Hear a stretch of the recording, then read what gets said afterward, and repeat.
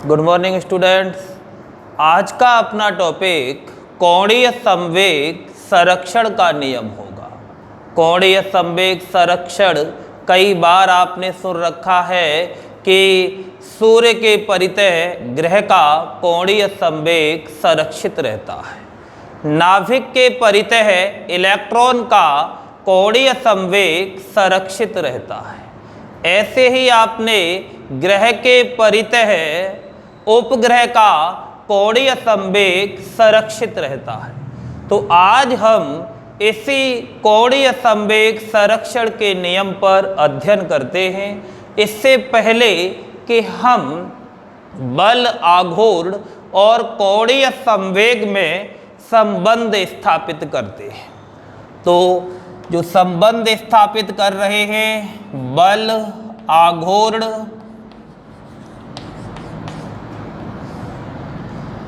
तथा कोणीय संवेग। बल आघूर्ण तथा कोणीय संवेग में संबंध देखते हैं हम।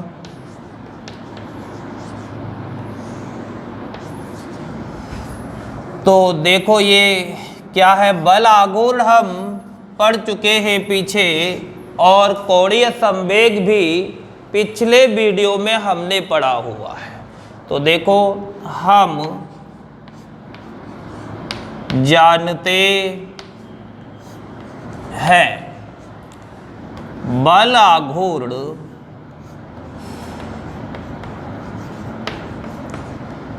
जो बल आघूर्ण होता है उसे हमने टाउ से प्रदर्शित किया था, और यह एक सदिश राशि थी। तो टाउ बराबर टॉर्क बराबर आर क्रॉस एफ। हमने पहले ये पढ़ रखा है कि बल आघूर्ण टाउ बराबर आर क्रॉस एफ, समीकरण 1। ऐसे ही कोणीय संवेग भी हमने पढ़ा हुआ है। कोणीय संवेग, और इस कोणीय संवेग को हमने किससे दिखाया है, जैसे इसको कैपिटल एल से भी प्रदर्शित किया जाता है। तो J बराबर क्या पढ़ा हुआ है, R क्रॉस P, समीकरण 2। J बराबर हमने R क्रॉस P पढ़ा हुआ है, और बल आघूर्ण R क्रॉस F पढ़ा हुआ है। दोनों ही सदिश राशि हैं, बल आघूर्ण और कोणीय संवेग। अब हम समीकरण 2 का समय के सापेक्ष अवकलन, समीकरण 2 का समय के सापेक्ष अवकलन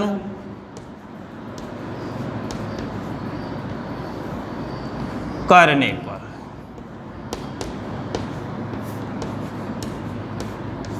समीकरण 2 का समय के सापेक्ष अवकलन करने पर differential with respect to time. तो समय के सापेक्ष अवकलन करना है, तो देखना 2 का क्या होगा, ये dj अपॉन dt बराबर d अपॉन dt, इधर भी d अपॉन dt, जे ये था ही d अपॉन dt। अब इधर जो वैल्यू है वो क्या है, r क्रॉस p। तो हम यहाँ r क्रॉस P, तो ये वैल्यू रख दे R क्रॉस P। अब एक अवकलन में फॉर्मूला है, वो फॉर्मूला यहाँ लागू होगा। सूत्र है एक,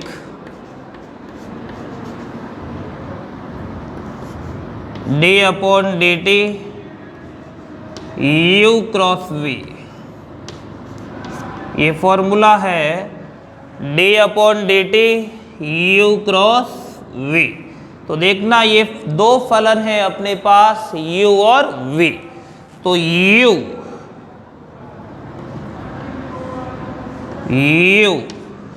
इंटू फर्स्ट इंटू सेकेंड का अवकलन प्लस सेकेंड इंटू फर्स्ट का अवकलन। तो फर्स्ट का अवकलन पहले कर देता हूं मैं और into second.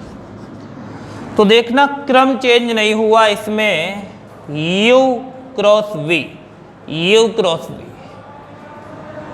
u cross v, u cross v सदिशों का सदिश गुणनफल है और सदिशों के सदिश गुणनफल में इस क्रम का बहुत ध्यान रखा जाता है। u क्रॉस v की फॉर्म में ही होना चाहिए। ये फॉर्मूला ऐसे लिख देते हैं हम कभी कभार, फर्स्ट इंटू सेकेंड का अवकलन प्लस सेकेंड इंटू फर्स्ट का अवकलन। लेकिन यह वेक्टर फॉर्म है तो सेकेंड को यहाँ पहुँचाना पड़ा है और फर्स्ट का अवकलन किया है। तो देखो u cross v, u cross v, u cross v। अगर ये क्रम बदलता है तो दिशा बदलती है और दिशा के बदलने पर चिन्ह यहाँ बदल जाएगा। इस सूत्र का उपयोग हम यहाँ करते हैं। तो देखो फर्स्ट इंटू सेकेंड का अवकलन, तो dp upon dt, first into second का अवकलन प्लस ये रहा फर्स्ट का अवकलन इंटू सेकेंड।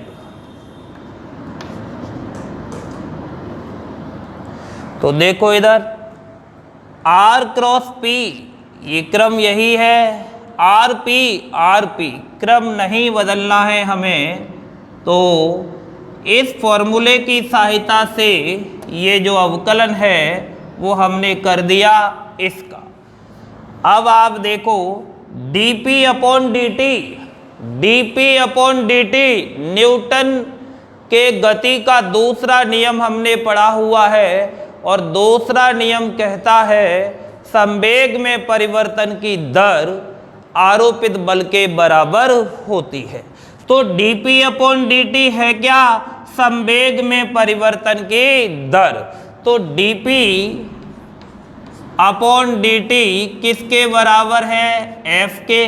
न्यूटन के गति के दूसरे नियम में हमने ये पढ़ रखा है। तो ये क्या हो गया? बल।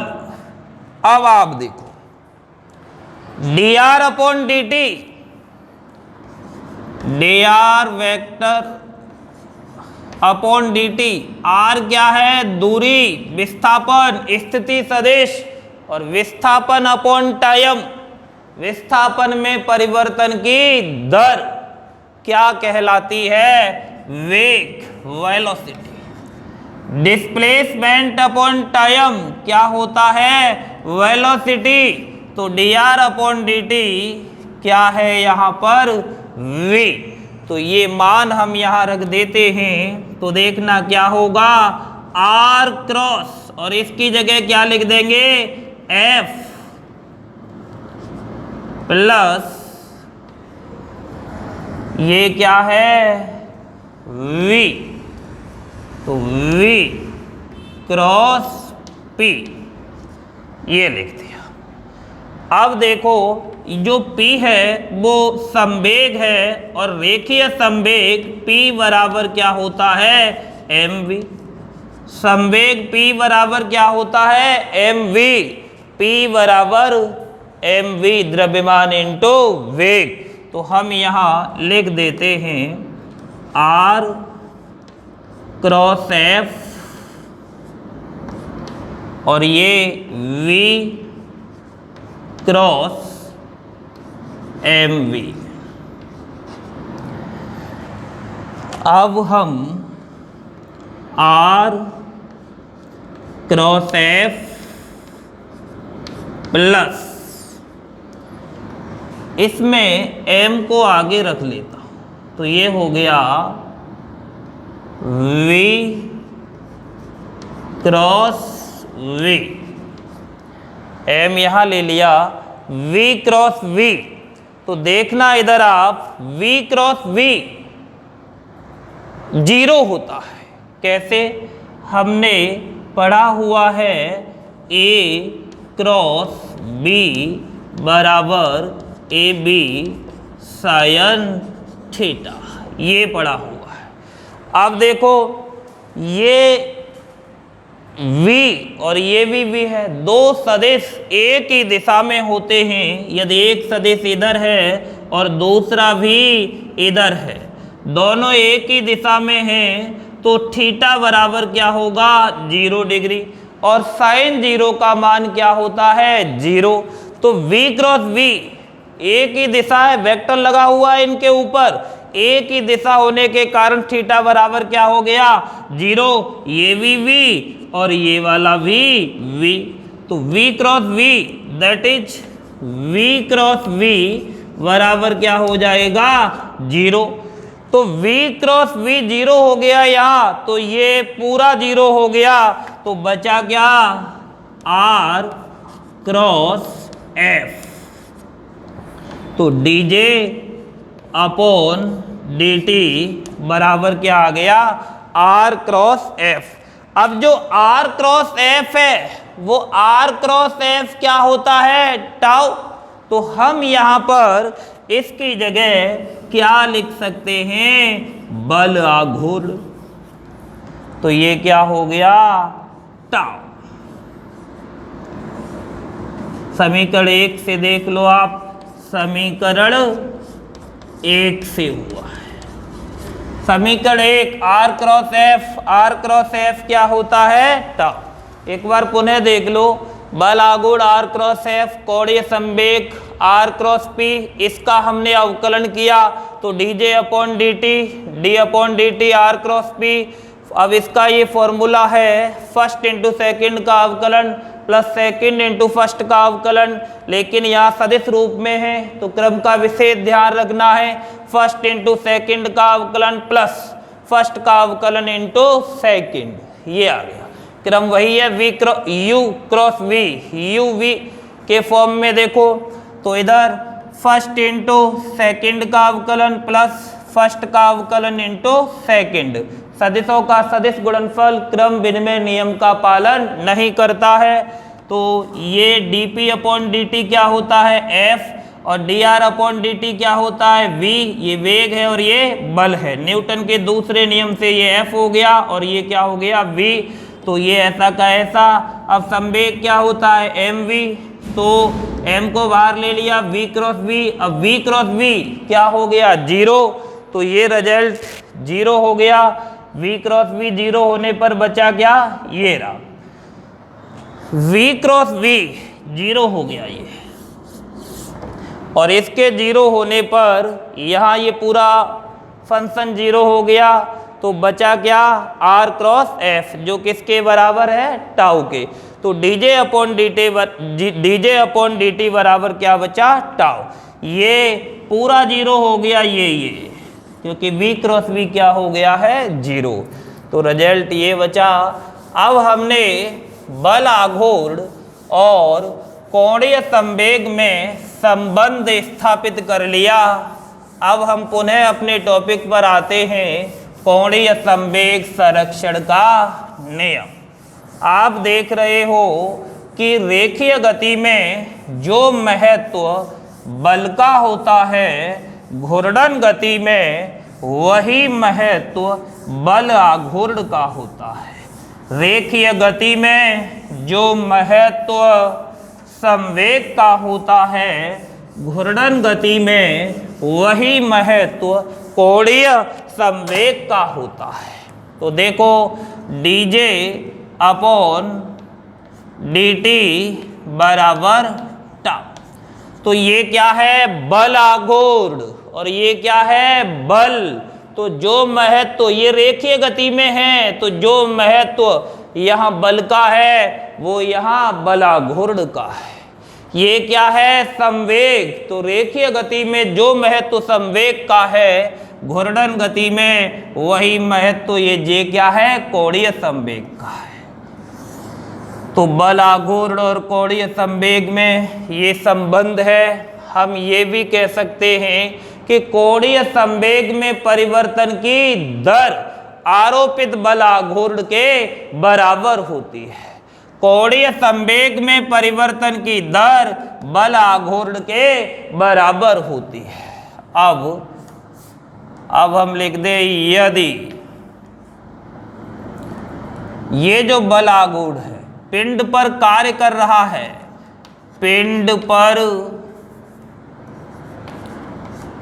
कार्य करने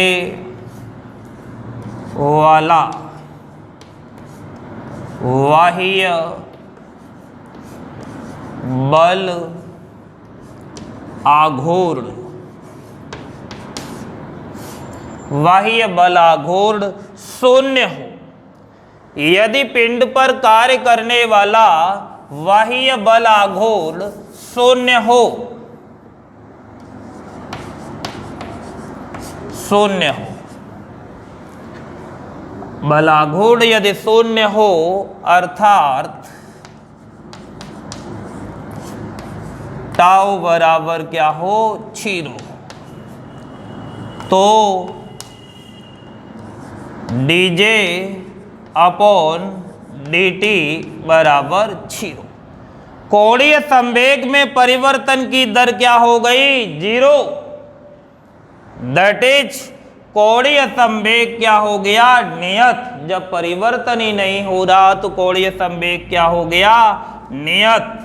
अतः J बराबर नियतांक,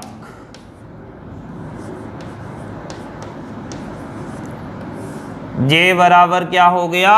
नियतांक।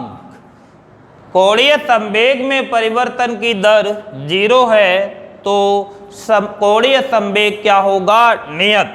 J बराबर नियतांक। तो यही कोणीय संवेग संरक्षण का नियम है। अर्थात यदि किसी पिंड पर आरोपित बाह्य बल आघूर्ण का मान 0 हो तो उस पिंड का कोणीय संवेग संरक्षित रहता है। समझना, यदि किसी पिंड पर आरोपित बाह्य बल आघूर्ण का मान 0 हो तो उस पिंड का कोणीय संवेग संरक्षित रहता है। यही कोणीय संवेग संरक्षण का नियम है।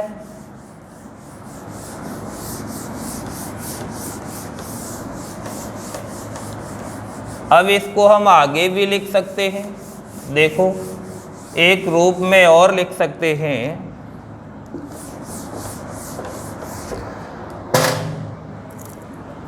जे बराबर आपने पढ़ा है MVR,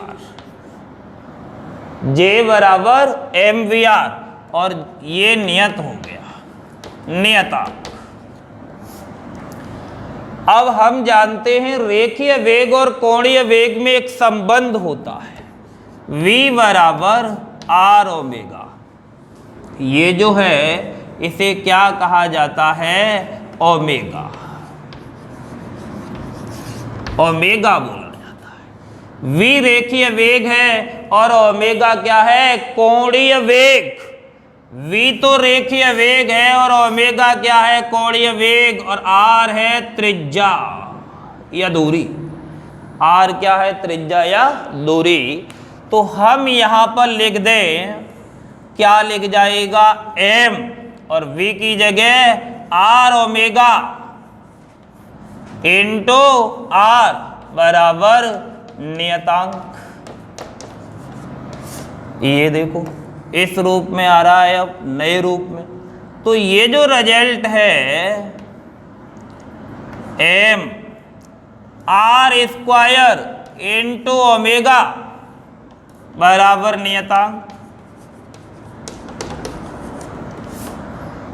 अब mr², मैंने पढ़ा रखा है mr² जड़त्व आघूर्ण होता है। क्या होता है ये? जड़त्व आघूर्ण I। mr² जड़त्व आघूर्ण को किससे दिखाया जाता है? I moment of inertia, I omega बराबर नियतांक। तो आप देख रहे हो J बराबर I ओमेगा बराबर नियतांक। ये जड़त्व आघूर्ण है और ये कोणीय वेग है। अगर जड़त्व आघूर्ण बढ़ता है तो कोणीय वेग घटता है, यदि कोणीय वेग बढ़ता है तो जड़त्व आघूर्ण घटता है। इन दोनों का गुणनफल सदैव क्या आएगा?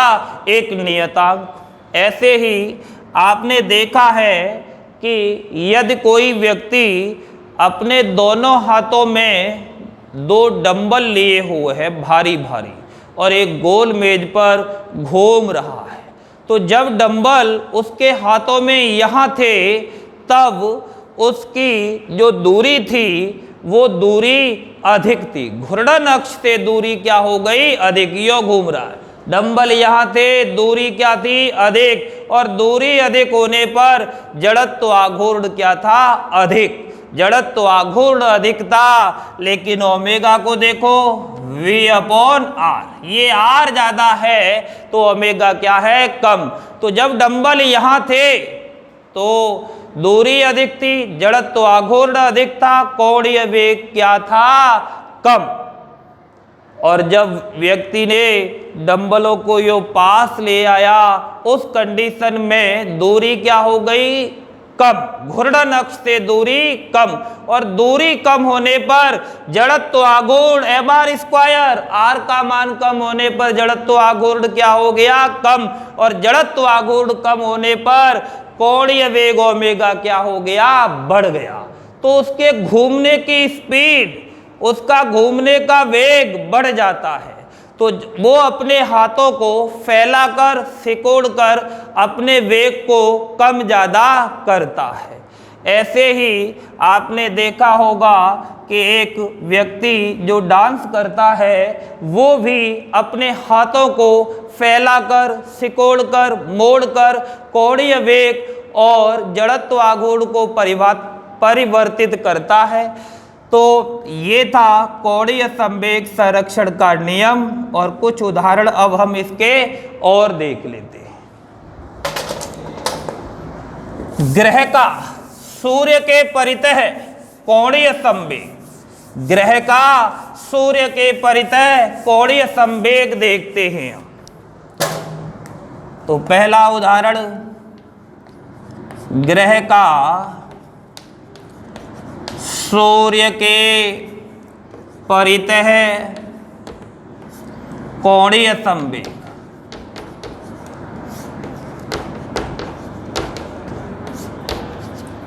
ग्रह का सूर्य के परितः कोणीय संवेग हमने पढ़ा हुआ है। सभी ग्रह सूर्य के चारों ओर दीर्घवृत्ताकार कक्षा में चक्कर लगाते हैं और सूर्य कक्षा के एक फोकस पर होता है।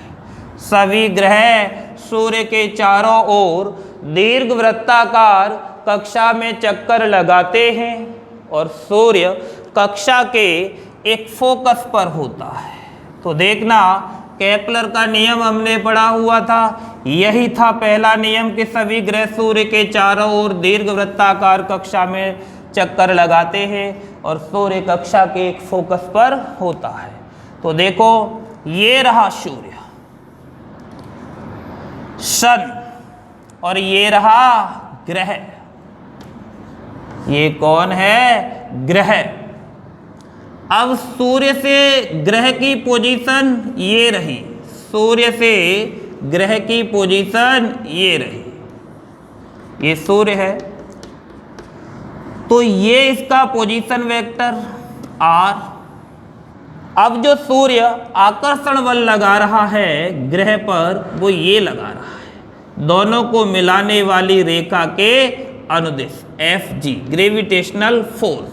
तो आकर्षण बल इधर लग रहा है, आकर्षण बल इस पर आ गया, दोनों को मिलाने वाली रेखा पर, और जब आकर्षण बल इस पर आता है तो ये बल एक केंद्रीय बल होगा, क्योंकि किधर लग रहा है, केंद्र की ओर। इस कंडीशन में जो बल आघूर्ण होता है वो क्या होता है, जीरो, क्योंकि बल ये आ गया इस रेखा पर, तो बल आघूर्ण का मान क्या हो गया, शून्य। केंद्रीय बलों का बल आघूर्ण क्या होता है, शून्य। तो केंद्रीय बल है गुरुत्वाकर्षण बल, तो इस कंडीशन में बल आघूर्ण बराबर क्या हो गया, जीरो।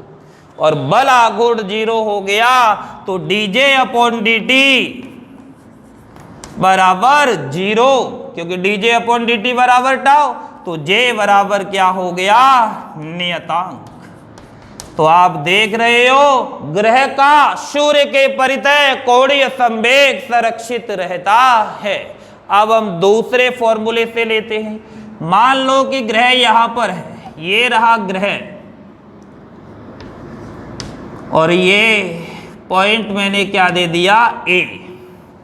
ग्रह घूमता हुआ ये आ गया, और ये पॉइंट क्या है, बी। जब ग्रह बिंदु ए पर था तो ग्रह की सूर्य से दूरी ये रही, ग्रह की सूर्य से दूरी ये रही, और जब ग्रह बिंदु बी पर था तो ये रही वो दूरी, ये रही। तो आप देख रहे हो कि जब वो ग्रह सूर्य से दूर था तो ये दूरी r का मान अधिक है, तो दूरी अधिक होने पर उसकी चाल क्या थी, कम। केपलर के नियम में हमने बताया था कि जो ग्रह सूर्य से जितना अधिक दूर होता है उसकी चाल उतनी ही कम होती है। तो यहाँ पर ग्रह की चाल क्या है, कम, और यहाँ पर ग्रह की चाल क्या है, अधिक, क्योंकि दूरी क्या है, कम। तो ये r मिनिमम और ये क्या है, r मैक्सिमम। इस कंडीशन में r का मान अधिकतम है तो यहाँ चाल क्या होगी, कम, और यहाँ r का मान क्या है, कम, तो चाल क्या होगी, अधिक। अब यहाँ यदि वेग लेते हैं तो वेग स्पर्श रेखा में आएगा, ये रहा रेखीय वेग v, और इसी दिशा में संवेग होगा p, और यहाँ यह घूम के आ रहा है स्पर्श रेखा में वेग, ये रहा v, और इसी दिशा में संवेग होगा p। लंबवत की स्थिति में कोणीय संवेग क्या आया था, mvr बराबर नियतांक। ये जो कोणीय संवेग है वो mvr बराबर क्या हो गया, नियतांक। अब आप देखो बिंदु ए के लिए mva ra बराबर बिंदु बी पर mvv और rb।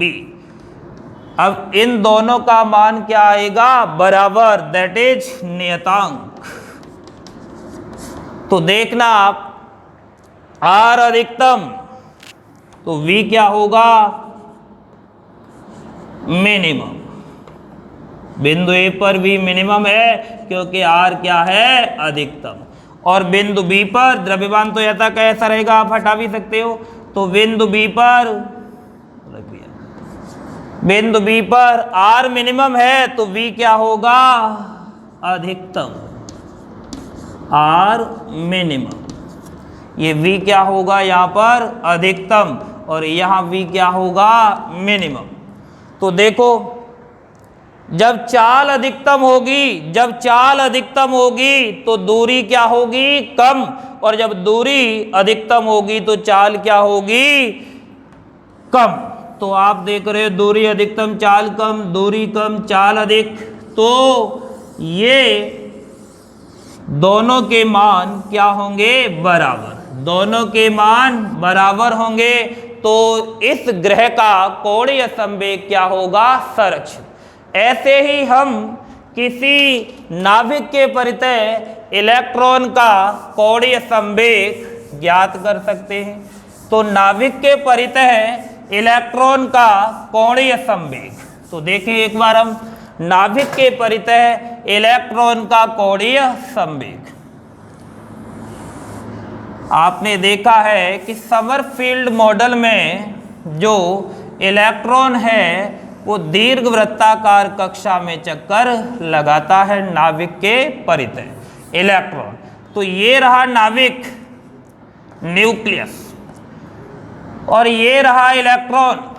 इलेक्ट्रॉन पर आवेश -e और नाभिक पर आवेश क्या होता है, Ze। इलेक्ट्रॉन और नाभिक के बीच की दूरी ये रही, इलेक्ट्रॉन और नाभिक के बीच की दूरी ये रही, तो ये है पोजीशन वेक्टर। इलेक्ट्रॉन और नाभिक के मध्य आकर्षण बल, कूलाम बल, विद्युत, स्थिर विद्युत की फोर्स, इलेक्ट्रोस्टैटिक फोर्स इधर लगेगा तो स्थिर विद्युत बल एक केंद्रीय बल हो गया, ये लग रहा है। और केंद्रीय बलों के लिए बल आघूर्ण का मान क्या होता है, 0। तो dJ/dt बराबर क्या होगा, 0। तो J बराबर क्या आ जाएगा, नियतांक। तो आप देख रहे हो नाभिक के परितः इलेक्ट्रॉन का कोणीय संवेग भी संरक्षित रहता है। ऐसे ही किसी ग्रह के परितः उपग्रह का कोणीय संवेग भी संरक्षित रहता है। इसी फॉर्मूले से हम निकाल सकते हैं, ये रहा ग्रह और ये रहा उपग्रह। तो ग्रह उपग्रह पर आकर्षण बल लगाता है जो एक केंद्रीय बल है, और उसके लिए बलाघूर्ण का मान क्या होगा, 0। तो कोणीय संवेग क्या रहेगा, संरक्षित। तो ये था कोणीय संवेग संरक्षण के बारे में अध्ययन। धन्यवाद।